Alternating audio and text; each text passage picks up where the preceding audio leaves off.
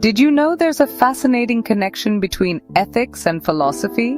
Philosophy has a lot of branches. One of them is ethics. In ethics, I explore questions like what is right and what is wrong. But then, what's the difference between ethics and morality? People often think morality's purpose is to say this is right, this is wrong, this is moral, that's immoral, and that's true, but there is a difference. Let's start with the reason behind morality. The term morality comes from the Latin mores, which means customs and traditions. So morality is shaped by the customs, traditions, and the do's and don'ts of a society. Its origin is in customs and traditions. That's why Greek philosophers often used moral and social almost interchangeably.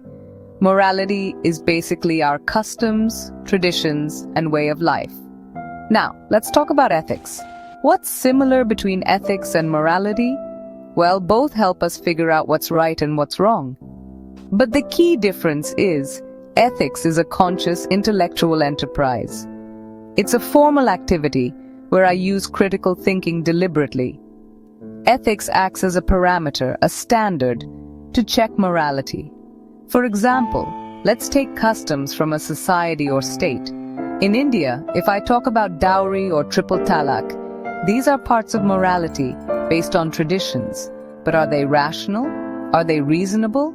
If I want to think critically about them, I need ethics. Ethics is all about rational thinking. So, where did ethics come from? Ethics originally sprang from morality. But where did morality come from? Morality's origin is in religion, because religion was humanity's first source of what's right and wrong. Over time, people started questioning religious and cultural practices and used their minds for critical thinking. That's how ethics was born. Some things might be ethical and rational, but society may not accept them. For instance, it's rational to treat men and women equally, but social morality might say otherwise. So in a nutshell, morality is part and parcel of society. It's in our social norms, our do's and don'ts. But philosophers, using intellectual curiosity and power, analyze if something is moral, is it also rational?